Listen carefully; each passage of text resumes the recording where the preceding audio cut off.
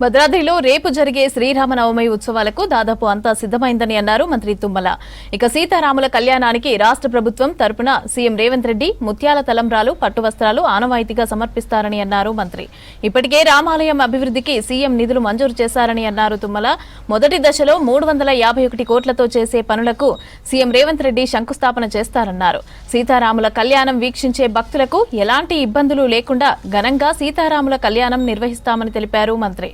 అంతకుముందు మిథిలా కళ్యాణ మండపంలో ఏర్పాట్లను పరిశీలించారు మంత్రి తుమ్మల నాగేశ్వరరావు.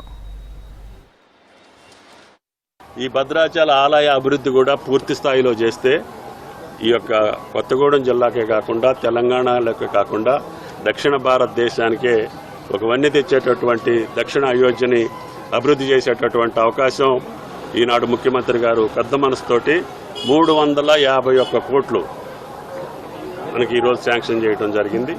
రేపు వారి చేతుల మీదుగా దీని యొక్క భూమి పూజ కార్యక్రమాన్ని కూడా ఆయన గారు రేపు కళ్యాణానికి వస్తున్నారు కాబట్టి కళ్యాణానికి ముందే ఈ యొక్క ఆలయ అభివృద్ధికి, భద్రాచల అభివృద్ధికి, పుష్కరాలను దృష్టిలో పెట్టుకొని ఘాట్లు కానీ రహదారులు కానీ ఈ భద్రాచలం పట్టణంలో ఏ రోడ్లు అయితే ఇంకా అభివృద్ధి చేస్తే రేపు పుష్కరాలప్పుడు రద్దీ లేకుండా భక్తులకి సౌకర్యంగా ఉంటుందో అది కూడా ఆలోచన చేయాలని చెప్పి 351 కోట్లలో ముఖ్యమంత్రి గారు శాంక్షన్ చేయటం, ఎమ్మెల్యే గారు మేము అందరం కూడా జిల్లా ప్రజాప్రతినిధులందరం ముఖ్యమంత్రి గారితో సమావేశమయ్యి దీన్ని అప్రూవ్ చేసి ఈరోజు భూమి పూజ చేయడానికి వచ్చేటటువంటి ముఖ్యమంత్రి గారికి